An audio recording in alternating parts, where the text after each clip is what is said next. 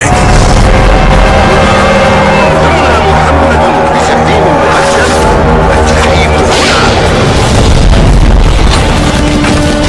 كان على أمر من أمور المسلمين فليتق الله فيه. يتكلم أحد بموت رسول الله إلا ضربته. جئتك أؤمن بالله وبرسوله وبما جئت به وقد أعذرت إليكم وأعذرتموني.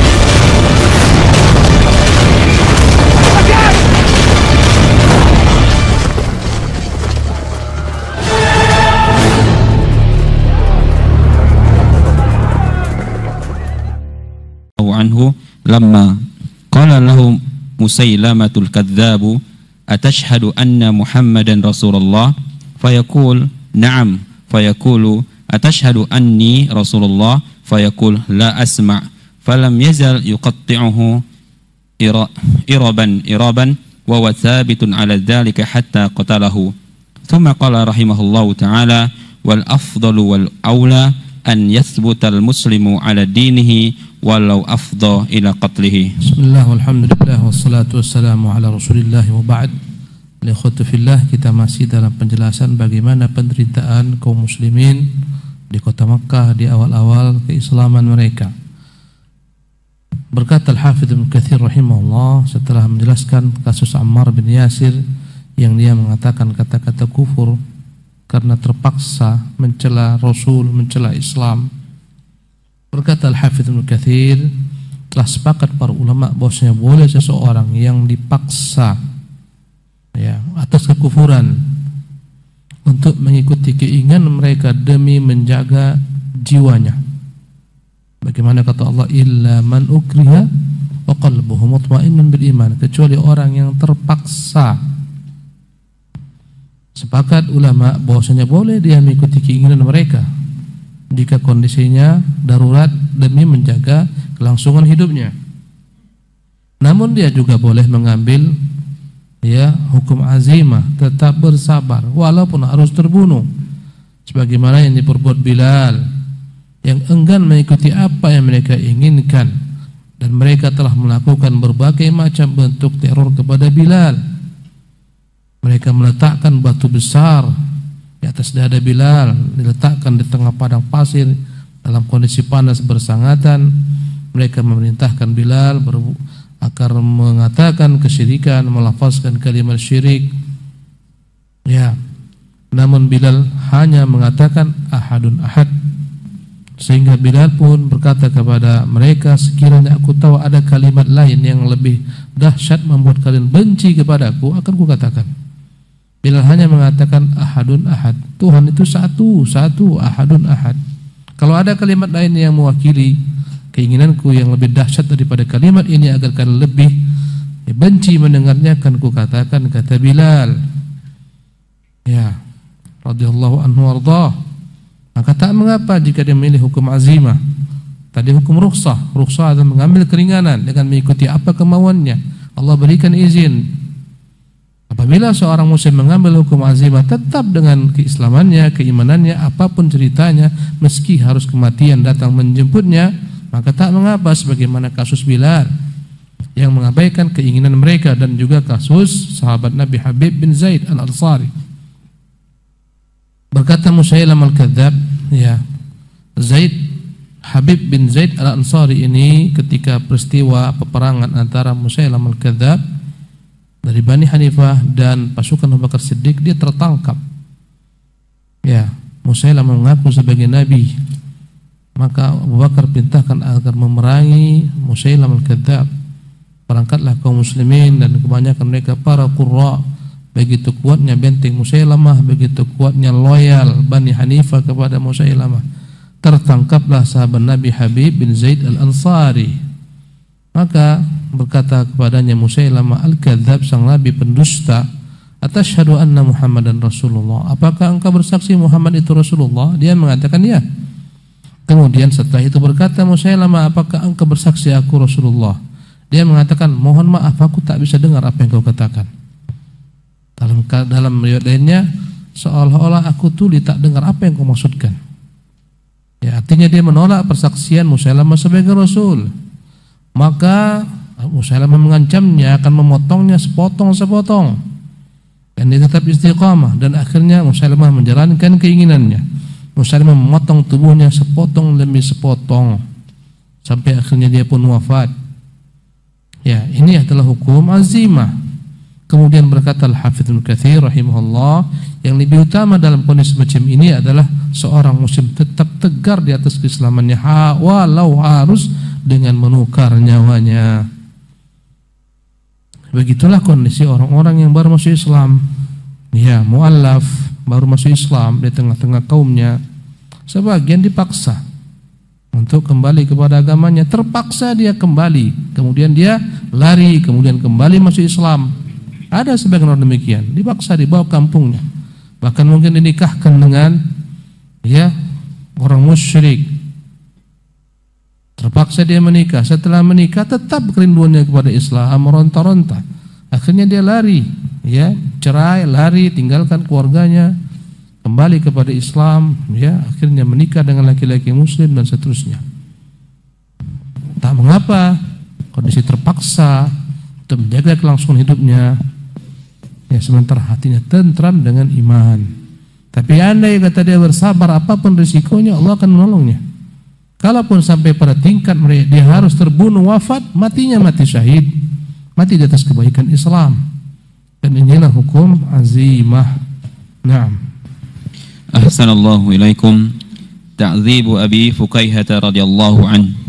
وكان بني عبد الدار يخرجون أبا فكيهة رضي الله عنه نصف النهار في حر شديد وهو مقيد بالحديد فيبطحونه في الرمضاء ويضعون الصخرة على ظهره حتى لا يعقل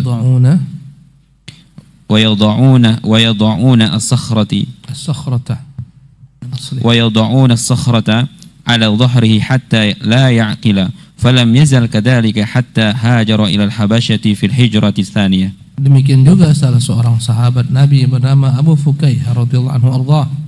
Bani Abdiddar, tuan-tuannya mengeluarkan dia Abu Fukaihah ini ketika matahari telah panas. Ya, dalam keadaan diikat, diborgol dengan rantai besi, kemudian diletakkan di padang pasir. Tak sampai di situ saja, bahkan mereka mengambil batu besar diletakkan di atas punggungnya dalam keadaan dia tertelungkup sampai dia tak sadar karena dahsyatnya siksa. Dan mereka terus-menerus menyiksanya sampai akhirnya dia berhasil hijrah ke kota Habasyah, kali hijrah yang kedua. Ya, inilah orang-orang yang lemah yang tak punya suku yang membelanya, tak punya kerabat yang membelanya. Dari kalangan budak, orang-orang miskin, adapun yang kuat-kuat mereka terhalang dengan sukunya, sebagaimana Nabi SAW tak berani dijamah oleh kaum kafirin karena Bani Hashim senantiasa bersama Nabi SAW. Ya, sebagaimana juga pamannya Abu Talib, tak berani mereka menyentuh Nabi SAW. Tapi semacam Abu Fukaihah, Bilal bin Rabah, Suhaib Ar-Rumi dan lain-lainnya, Ammar bin Yasir, orang tuanya, ibunya, yang lemah-lemah mereka siksa, bahkan ada yang mereka bunuh. Sampai akhirnya Abu Fukaihah ini berhasil lolos hijrah, kali hijrah yang kedua ke negeri Habasyah. Tatkala memuncak kondisi mereka sulit untuk beragama, Nabi suruh mereka hijrah ke negeri Habasyah. Habasyah negeri Ethiopia.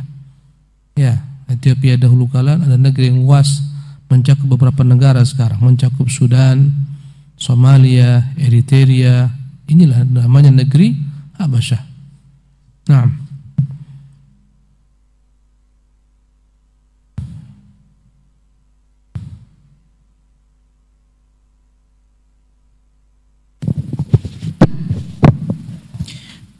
تعذيب خالد بن سعيد بن عاص رضي الله عنه من الذين عذبوا خالد بن سعيد بن العاص رضي الله عنه وكان يلزم رسول الله صلى الله عليه وسلم ويصلي في نواحي مكة خاليا فبلغ ذلك أبا أحيحة فدعاه فكلمه أن يدعمه عليه فقال خالد لا عاد دين محمد حتى أموت عليه فضربه أبو أحيهة بقراعة في يده حتى كسرها على رأسه ثم أمر به إلى الحبس وضيق عليه وأجعه وأعطشه حتى لقد مكث في حر مكة 3 ما يذوق ماء فرأى خالد فرجة فخرج فتغيب عن أبيه في نواحي مكة حتى هاجر إلى الحبشة في الهجرة الثانية. Demikian juga dengan sahabat Nabi yang namanya Khalid bin Sa'id ibn al-As. Ya, dia senantiasa bermajlis bersama Rasulullah SAW dan dia sholat ya sendirian, mencuri-curi kesempatan, mencari tempat yang kosong ya di ujung-ujung kota, di gang-gang dan semacamnya, dia pun sholat. Namun sampailah berita tentang keislamannya kepada Abu Uhaihah, maka Abu Uhaihah memanggilnya dan berbicara kepadanya agar meninggalkan agamanya. Dan dia berkata, demi Allah, aku tak akan tinggalkan agama Muhammad sampai aku mati. Inilah kalau iman telah merasuki hati. Apapun cerita biarlah mati, yang penting di atas agama Allah Tabaraka Ta'ala. Ya, ini mereka orang-orang yang mengetahui indahnya iman, indahnya menyembah Tuhan yang satu. Mereka tak akan tukar akidah dengan apapun juga. Kenapa ada orang Islam yang murtad? Jawabannya karena imannya itu tidak kokoh, imannya tak kuat, bagaikan pohon yang akarnya tak kokoh, begitu gampang dia digoyang. Ya, begitu gampang dia murtad hanya gara-gara asmara murtad. Banyak yang gara-gara asmara murtad ya dan billah, dari kalangan artis macam-macam. Karena tak belajar tentang iman, tentang Allah, Tuhan yang satu, Tuhan yang hak. Ya, gara-gara harta murtad. Ya. Maka akhirnya Abu Uhaihah memukulnya dengan perisainya yang ada di tangannya, dia pukulkan ya dengan sekeras-kerasnya ke atas kepala sahabat Nabi ini, ya, sampai akhirnya retak itu perisai. Ya, tak sampai di situ, kemudian dia pun menjarakan sahabat Nabi ini, ya, dipersempit ruang geraknya, dibuat lapar, dibuat haus, tak diberi makan, tak diberi minum. Ya, 3 hari berturut-turut dijemur di tengah panas matahari, tanpa air, tanpa makanan. Tatkala Khalid ini melihat ada kesempatan lari, dia pun lari, kemudian hijrah ke negeri Habasyah kali yang kedua bersama rombongan kaum muslimin. Naam. Ta'dzibu Suhaib ar-Rumi radhiyallahu anhu من الصحابة المستضعفين الذين عذبوا في مكة صهيب السنان الرومي رضي الله عنه. روى ابن سعد في طبقاته عن عروة بن الزبير أنه قال كان صهيب بن سنان من المستضعفين من المؤمنين الذين كانوا يعذبون في الله بمكة. Di antaranya adalah Suhaib Ar-Rumi, Suhaib bin Sinan Ar-Rumi, dan dia adalah di antara golongan sahabat-sahabat yang tak punya kaum kerabat di sana. Sebenarnya Suhaib bukanlah orang Romawi ya. Dia orang Arab, ayahnya Sinan. Ya, tapi dia ditawan oleh orang-orang Romawi ya, kemudian dijual sebagai budak. Ya. Orang-orang mengiranya dari Romawi ya, padahal tidak. Maka di kota Makkah dia tak punya suku yang membelanya, dan dia pedagang. Namun ketika dia masuk Islam, maka dia tak lepas daripada penyiksaan. Ya, Ibnu Sa'ad dalam kitab Tabaqatnya meriwayatkan dari Urwah bin Zubair, berkata Urwah adalah Suhaib bin Sinan dari golongan orang-orang yang lemah, dari orang-orang beriman yang mereka disiksa fillah karena meluk agama Allah SWT di kota Makkah. Naam. Mihnatu Sa'd bin Abi Waqqas radhiyallahu anhu ma'a ummihi. Amma Sa'd bin Abi Waqqas radhiyallahu anhu fa inna ummahu halafat an la tukallimahu abadan hatta yakfura bidinihi wa qalat lahu za'amta anna Allah awsaka biwalidayk wa ana ummuka wa ana amuruka bihadha la tad'anna dinaka hadha aw laula akulu wala ashrabu hatta amut. أو لا آكل ولا أشرب حتى أموت فتعير بي فيقال يا قاتل أمه. فقال سعد رضي الله عنه لا تفعلي يا أمه فإني لا أدع ديني هذا للشيء. فمكثت 3 لم تأكل حتى غشي عليها من الجهد. فلما رأى ذلك سعد رضي الله عنه قال يا أمه والله لو كانت لك 100 نفس فخرجت نفسا ما تركت ديني هذا لشيء فإن شئت فكلي وإن شئت لا تأكلي. فلما رأت منه الجد أكلت. فأنزل الله تعالى ووصينا الإنسان بوالديه حسنا وإن جاهداك لتشرك بي ما ليس لك به علم فلا تطعهما وقوله تعالى وصاحبهما في الدنيا معروفا. Ya, ujian Sa'ad bin Abi Waqqas yang diuji dengan ibunya, ya, berbagai macam halangan rintangan ketika orang ingin memeluk Islam. Ya, nanti setelah di Islam berbagai macam halangan rintangan seseorang ketika berhijrah kepada Allah. Ya, orang-orang yang belum dapat petunjuk, belum dapat hidayah sunnah, setelah itu dapat hidayah sunnah. Ya, setelah itu akan datang halangan rintangan, ujian. Dan tak semua orang hijrahnya sukses. Sebagian orang sudah hijrah namun tak sanggup menghadapi halangan rintangan, akhirnya kembali ke belakang. Ya, macam-macam orang, ada artis sudah hijrah akhirnya tak sanggup, pulang ke belakang.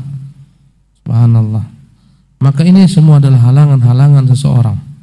Mau masuk Islam dihalang-halangi oleh syaitan. Nanti kau masuk Islam, kau dikucilkan, ya, kau dilupakan oleh kaum kerabatmu, mungkin engkau dibunuh dan semacamnya. Maka Sa'ad bin Abi Waqqas, ibunya punya ibu yang mencintainya. Ketika Sa'ad masuk Islam, ibunya bersumpah tidak akan mau berbicara dengan Sa'ad selama-lamanya, sampai saat itu kembali murtad, meninggalkan agama, ya, agamanya. Berkata ibunya kepada Sa'ad, wahai Sa'ad, engkau mengaku Allah Tuhanmu itu memerintahkan engkau untuk berbakti kepada kedua orang tuamu. Ini aku ibumu. Aku memerintahkan engkau agar murtad, tinggalkan agamamu. Kalau kau tak tinggalkan agamamu ini, aku berjanji tidak akan makan, tak akan minum sampai aku mati. Diancam oleh ibunya. Dan Sa'ad begitu mencintai sang ibunya, itu kata ibunya, mengancam, kalau kau tak kembali kepada agama lamamu, kau tinggalkan agama Muhammad itu, aku tak makan, tak minum sampai mati. Akhirnya ketika aku mati, engkau yakin pasti akan dicela oleh orang-orang. Mereka mengatakan, inilah anak pembunuh ibunya. Berkata Sa'ad bin Abi Waqqas, jangan lakukan wahai ibu, sesungguhnya aku tak akan mungkin melakukan keinginannya. 3 hari 3 malam dia tak makan, tak minum sampai akhirnya pingsan, dehidrasi, hampir-hampir mati. Ya, maka datanglah Sa'ad kepada ibunya berkata, ya ibu, ya, apa kata Sa'ad? Wahai ibu, demi Allah, andai kata ibu punya 100 nyawa, bukan 100, keluar satu demi satu memaksaku agar kau daripada agamaku, tak akan ku tinggalkan agamaku ini, walau seluruh nyawa ibu yang 100 itu habis. Jika engkau mau makan silahkan, jika engkau tak mau makan, ya itu urusanmu, silahkan. Tatkala sang ibu melihat anaknya tak akan mungkin kembali, tak akan mungkin murtad, akhirnya dia makan kembali.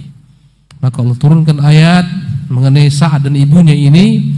Ya, firman Allah Subhanahu wa taala dalam surat, ya, Al-Ankabut, wa wasainal insana biwalidayhi husna. Kami telah perintahkan, wasiatkan kepada manusia agar berbakti kepada kedua ibunya, ibu bapanya. Wa in jahadaka, namun jika kedua-duanya memaksamu litusyrika bima laysa laka bi ilmun, agar engkau menyekutukan. Ini surat apa? Surat Luqman, ya.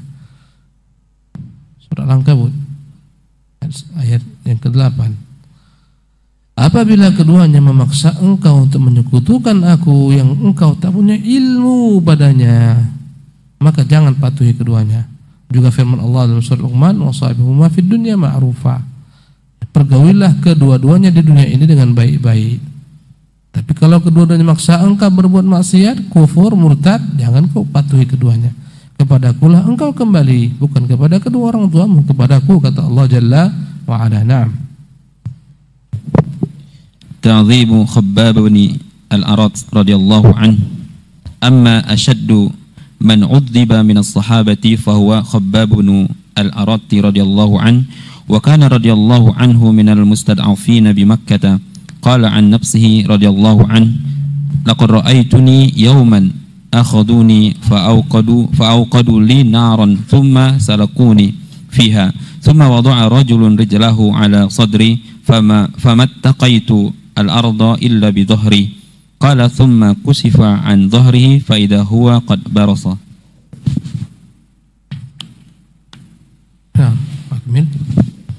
Wa fi riwayah annahum kanu yuqiduna lahu naran fama yutfi'uha illa wadaku dhahri.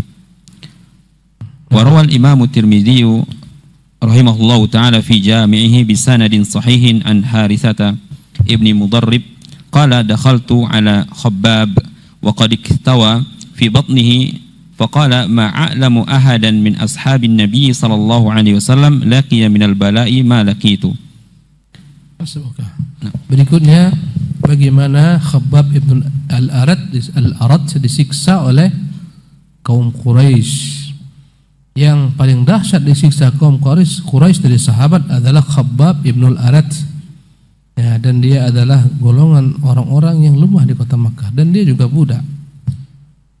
Dia mengatakan tentang dirinya, aku pernah melihat diriku suatu hari mereka menjemputku, kemudian mereka siapkan untukku api, kemudian mereka bakar punggungku dengan api tersebut. Kemudian seseorang meletakkan kakinya di atas dadaku dalam keadaan terlentang. Ya, maka tidaklah aku dapat melindungi diriku dari api tersebut kecuali karena di bawahku adalah tanah. Ya. Jadi dibakar punggungnya, kemudian ditidurkan, dipijak. Mematikannya caranya seperti itu, mematikan api seperti itu. Dibakar punggungnya, kemudian diletakkan di tanah dalam keadaan terlentang, dipijak dadanya. Kata dia, "Tsumma kushifa an dhahri fa idza huwa qad baras." Dilihatlah bagaimana punggungnya, ternyata punggungnya telah terbakar, lepas kulitnya. Ya. Dalam riwayat lainnya, mereka membakar api. Ya, mereka tidak memadamkan api kecuali dengan kulitnya. Ya. Subhanallah.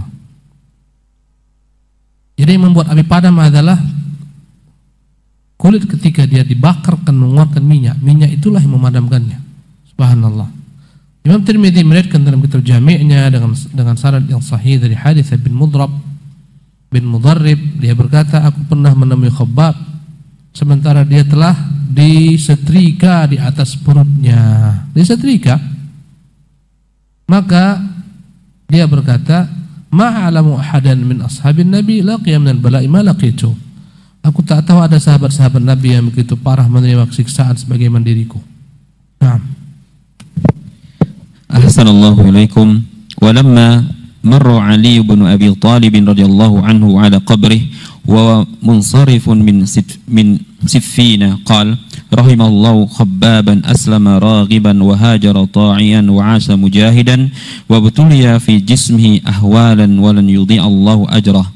Tatkala Ali bin Abi Thalib melewati kuburan Khabbab, ya, karena dia wafat dalam perang Siffin.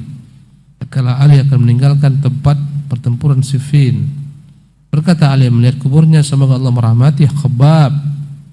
Dia masuk Islam dengan sukarela, hijrah dengan segala macam bentuk ketaatan, hidup sebagai mujahid, dan dia diuji Allah pada tubuhnya dengan berbagai macam siksaan-siksaan. Sesungguhnya Allah tak akan pernah menyia-nyiakan ganjaran orang seperti ini. Nah, وقائمة المعذبين في الله طويلة ومؤلمة وقائمة المعذبين في الله طويلة ومؤلمة جدا فما من أحد علموا بإسلامه إلا تصدوا له وآذوه jika ingin dikumpulkan daftar orang-orang disiksa karena Allah Subhanahu wa taala, karena memeluk agama Allah, sangatlah panjang daftarnya. Ya, tidaklah ada seorang pun diketahui masuk Islam kecuali pasti mereka akan ganggu, akan mereka teror, mereka siksa, mereka sakiti.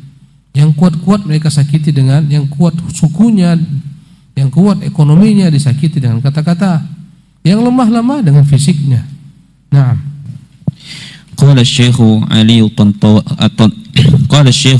الطنطاوي رحمه الله تعالى احتملوا في سبيل الله كل شيء الضرب كل شيء احتملوا في سبيل الله كل شيء الضرب والجرح والحرق والجوع وسهر واستحلوا في سبيل الله المرائر واستحبوا بعض المكاره إلى النفوس إن كان فيها رضا الله تعالى.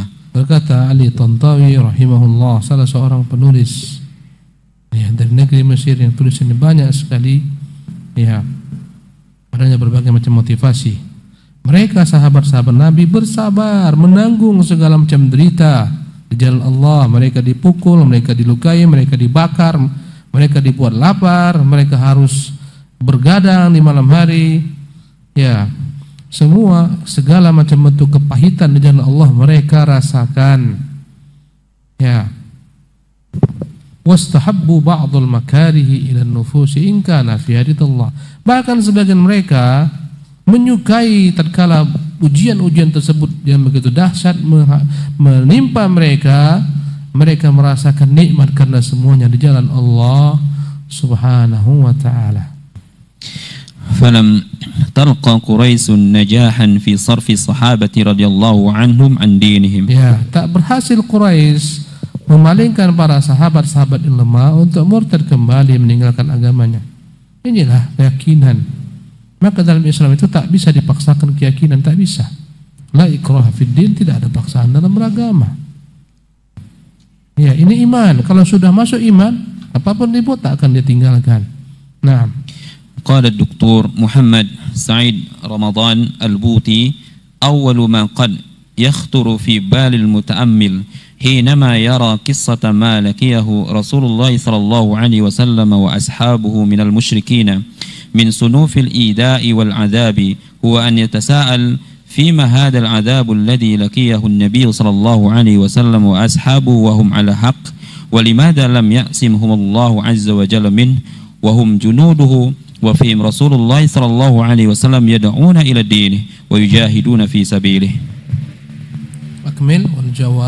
والجواب من أجل إظهار الصدق الصادقين وكذب الكاذبين فلو ترك الناس للدعوة الإسلام ومحبة الله تعالى على ألسنتهم فقط لاستوى الصادق بالكاذب ولكن الفتنة والإيتلاء huma al-mizanul ladzi yumayyizu as-sadiqa minal kadhib. Berkata Dr. Muhammad Said Ramadan Al-Buti, dalam diri seseorang yang memperhatikan sejarah ini, bagaimana mereka disiksa Rasulullah dan para sahabatnya oleh kaum musyrikin dengan berbagai macam bentuk siksaan, penderitaan, mungkin kan timbul pertanyaan di benaknya, mengapa mereka harus diadab dalam keadaan yang seperti ini parahnya kondisi mereka? Padahal Nabi dan para sahabat-sahabatnya di atas kebenaran. Kenapa mereka harus mendapatkan berbagai macam bentuk penderitaan, siksaan, teror? Kenapa Allah SWT tidak menjaga mereka? Ya, padahal mereka adalah merupakan tentara-tentara Allah. Di tengah-tengah mereka ada Rasulullah yang menyeru manusia kepada agamanya, berjihad di jalannya. Kenapa dibiarkan mereka disiksa oleh Allah SWT? Kenapa Allah tak menjaga mereka dari siksaan, dibiarkan? Jawabannya, agar Allah dengan hal itu menampakkan mana orang-orang yang jujur, mana orang-orang yang berdusta. Andai kata manusia dibiarkan ngomong dia cinta Islam, cinta Rasulullah, cinta Nabi tanpa pembuktian ujian, semua orang gampang mengatakan akan sama saja mana sang pendusta, mana orang yang jujur. Tapi ujian inilah akan membedakan mana orang yang jujur, imannya istiqamah, konsisten, mana yang berpura-pura. Ya, inilah timbangan yang dengan timbangan tersebut dapat dibedakan mana sang pendusta dalam imannya dan mana yang jujur. Dengan ujian inilah diketahui, ya, mana sebenarnya menjadi sahabat-sahabat Nabi, mana yang sebenarnya menjadi musuh-musuh Nabi. Maka itu di antara hikmah ujian. Kalaulah tak datang kepada hidup kita ini ujian, subhanallah, maka tak akan pernah manusia itu naik tingkat di sisi Allah SWT. Harus diuji. Ujian kesabaran dari berbagai macam bentuk. Diuji pada anaknya, istrinya, tetangganya, mertuanya, kerabatnya, hartanya. Ujian demi ujian. Ya, am hasibtum an tadkhulul jannata? Apakah kalian mengira masuk surga itu mudah? Walamma ya'tikum mathalul ladzina khalau min qablikum, sementara kalian belum diuji sebagaimana orang-orang sebelum kalian. Masathumul ba'sa wad dharra, mereka ditimpa segala macam penderitaan, kesulitan, penyakit, ya, kekurangan makan, kelaparan, musuh-musuh mereka.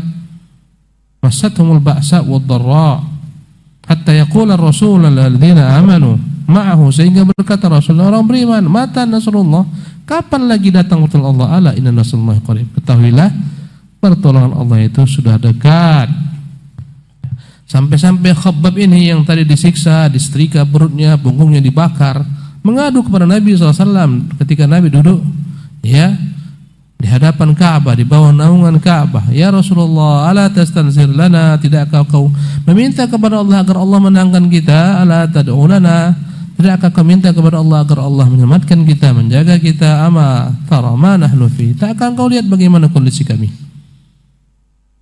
Nabi SAW tersenyum menatap Khabbab. Maka Nabi berkata, ya Khabbab, orang-orang sebelum kalian itu ada yang harus digergaji dari kepala sampai ke bawah sehingga terpisah. Ada yang harus dipisahkan antara kulit dan tulangnya, dan itu tidak membuat mereka berpaling meninggalkan agama mereka. Namun Khabbab, kalian terlampau tergesa-gesa. Ya Khabbab, kau akan lihat keadaan berubah. Nanti kau akan lihat suatu ketika seorang perempuan jalan, ya, dari Son'a ke Hadramaut sendirian, tak ada yang mengiringinya, tidak ada yang dia takutkan kecuali Allah SWT. Ya, ya Khabbab, tahukah engkau singgasana Kisra, singgasana Romawi, ya, itu semua akan menjadi milik kaum muslimin.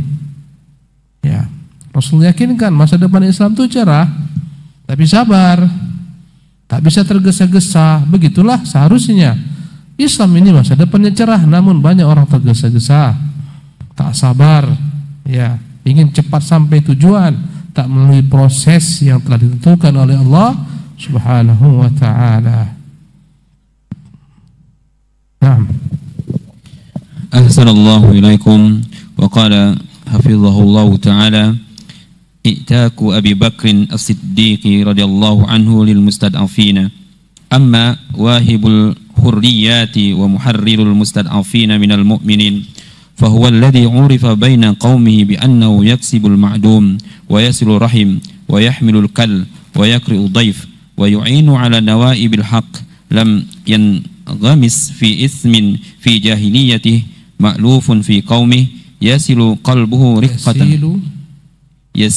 قلبه رقة ورحمة على الضعفاء والأرقاء، أنفق جزءا كبيرا من ماله في شراء العبيد وعتقهم لله وفي الله، ذلكم المحرر للعبيد هو صديق هذه الأمة أبو بكر الصديق رضي الله عنه. Ya, bagaimana Abu Bakar Siddiq membebaskan kaum muslimin yang menderita, yang lemah, dengan memerdekakan mereka, para budak. Ya, adapun, ya, orang yang senantiasa memerdekakan kaum yang lemah dari golongan budak-budak yang beriman kepada Allah, dialah seseorang dikenal di antara kaumnya dengan berbagai macam karakter-karakter yang mulia. Yaksibul ma'dum, membantu orang yang tidak memiliki apapun juga, yang miskin apa-apa. Dia yang menyambung silaturahmi, dia yang menanggung beban orang-orang yang berhutang, ya, dia yang senantiasa menjamu tamu, dia senantiasa membantu manusia ketika datang kepada mereka berbagai macam ujian, penderitaan, kesulitan, kesempitan. Tak pernah tergelincir dalam genangan-genangan, kubangan-kubangan keburukan masa jahiliyah. Abu Bakar tak pernah menyembah berhala, tak pernah sujud berhala, tak pernah setetes meminum khamar ketika masa jahiliyahnya sebelum Islam. Ya, orang yang dicintai di tengah-tengah kaumnya, yang hatinya begitu lembutnya, dipenuhi dengan rahmat, kecintaan kepada orang-orang lemah, para budak-budak. Dia telah memerdekakan budak-budak, menebus mereka dengan sejumlah hartanya yang banyak. Ya, setelah dibeli, dibebaskan, semuanya hanya karena Allah. Dialah yang bernama Abu Bakar Siddiq, Siddiqu hadhil ummah. Ya, dialah yang paling jujur di antara umat ini keimanannya, dan dia yang tertinggi di antara umat ini imannya setelah Rasulullah sallallahu alaihi wasallam. Kalau andai kata kita mau menimbang manusia, maka yang paling tinggi tingkatannya adalah para nabi dan para rasul.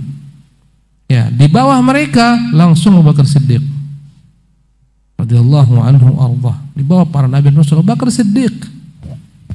Ya. Barulah umat Muhammad sallallahu alaihi wasallam yang terdepannya setelah Bakar, Umar, Utsman, yang 10 orang masuk surga, Muhajirin, Ansar. Setelah umat Muhammad ini, dari para sahabat-sahabatnya yang as-sabiqunal awwalun, barulah sahabat-sahabat para nabi-nabi. Paling tinggi Abu Bakar Siddiq. Andai kata seluruh iman sahabat ditimbang dalam satu timbangan, imannya Abu Bakar ditimbang dalam timbangan lain, lebih berat iman Abu Bakar Siddiq. Masya Allah. Orang-orang mendustakan Nabi ketika dia diangkat mi'raj ke langit. Dia membenarkan Nabi sallallahu alaihi wasallam. Orang-orang bakhil menahan hartanya, dia keluarkan semua hartanya untuk Nabi sallallahu alaihi wasallam. Naam. Wa min haula'il kiramil ladzina a'taqahum Abu Bakr radhiyallahu an, awalan Bilal bin Rabah radhiyallahu an. Faqad rawa Ibnu Ishaq anna Abu Bakr as-Siddiq radhiyallahu anhu marra ala Umayyah ibn Khalaf la'ana Allah wa huwa yu'adzibu Bilal radhiyallahu an, faqala lahu Abu Bakr ala tattaqillaha fi hadzal miskin hatta mata. Ya, di antara yang dibebaskan Abu Bakar adalah Bilal bin Rabah. Ibnu Ishaq dalam kitabnya sirahnya meriwayatkan bahwa Abu Bakar Siddiq ketika melewati tuannya Bilal, Umayyah bin Khalaf, menyiksa Bilal. Umayyah bin Khalaf la'anahullah, semoga Allah melaknatnya, yang mati oleh Bilal, dibunuh oleh Bilal pada peperangan Uhud. Ketika Abu Bakar melewati Bilal yang sedang disiksa oleh Umayyah bin Khalaf, maka Abu Bakar berkata kepada Umayyah, tidak akan kau takut kepada Allah, Umayyah, menyiksa orang miskin ini? Sampai kapan kau siksa dia? Nah, qal anta alladhi afsadtahu fa ankidhu mimma tara. Faqala Abu Bakr radhiyallahu anhu, af'alu indi gulamun aswadu ajladu minhu aqwa ala dinika u'tikahu bih. Ya, berkata Umayyah bin Khalaf menjawab Abu Bakar Siddiq ketika mengatakan, sampai kapan kau siksa orang miskin ini? Dia berkata, engkau yang telah merusaknya, sekarang kau selamatkanlah dia. Ya, kau lihat bagaimana dia, selamatkan dia sekarang. Maka berkata Abu Bakar Siddiq, akan kulakukan. Aku punya seorang budak hitam yang sama denganmu agamanya, lebih kuat daripada Bilal di atas agamamu. Aku akan berikan dia kepadamu, bebaskan Bilal. Nah, qala Umayyah qad qabiltu, faqala Abu Bakr radhiyallahu an huwa lak, fa'atahu Abu Bakr as-Siddiq radhiyallahu anhu gulamahu dzalika wa akhadha Bilalan radhiyallahu anhu fa'ataqahu. Maka Abu Bakar Siddiq menjemput budaknya, dia serahkan kepada Umayyah, kau ambil budakku ini, tukar, barter. Ya, kemudian lepaskan budak miskin ini. Maka dia pun membebaskan Bilal, kemudian memerdekakannya menjadi orang merdeka. Naam. Wa fi riwayatin ukhra fi Musnad Musaddad an Ma'mar bin Abi Hind qala kana Bilal radhiyallahu an li aitami Abi Jahl fa'adzabahu fab'atha Abu Bakr rajulan faqala lahu ishtari Bilalan fa'atiqhu. Dalam riwayat lainnya, dalam Musaddad bin Musarhad dari Ma'mar bin Abi Hind, dia berkata, adalah Bilal, ya, milik salah seorang anak yatim, ya, yang adalah merupakan kerabat Abu Jahal. Ya. Kemudian maka Abu Jahal mengazabnya. Akhirnya Abu Bakar mengutus seseorang dan berkata kepadanya, belilah Bilal, bebaskan Bilal. Bilal pun dibeli kemudian dimerdekakan. Naam. Wa fi riwayat Ibni Abi Syaibah في مصنفه بسند صحيح عن قيس بن أبي حازم قال اشترى أبو بكر بلالا ب5 أواق قالوا لو أبيت إلا أوقية لبعناك فقال رضي الله عنه لو أبيتم إلا 100 أوقية لأخذته. Dalam riwayat Ibnu Abi Syaibah dalam musannaf dengan sanad sahih dari Qais bin Abi Hazim, dia berkata Abu Bakar telah membeli Bilal dengan 5 uqiyah. Uqiyah mata uang perak, ya. 5 uqiyah. Maka mereka berkata, andai kata engkau wahai Abu Bakar Siddiq memintanya dengan 1 uqiyah pun kami jual, ini tak ada harga bagi kami, ambil. Apa kata Abu Bakar Siddiq? Kalau kalian menahannya kecuali aku harus bayar 100 uqiyah, aku akan bayar. Subhanallah. Naam. Qala al-Hafidhu fil Fathi wa yujma'u bainal qissataini bi anna kullan min Umayyah bin Khalaf wa bi jahlin kana yu'adzibu Bilalan wa lahuma nasibun fih. Ya, jika dikumpulkan kisah di atas maka yang menyiksa Bilal bukan satu orang, Abu Jahal dan tuannya Umayyah bin Khalaf. Ya, cukup sampai di sini. Insyaallah tabaraka taala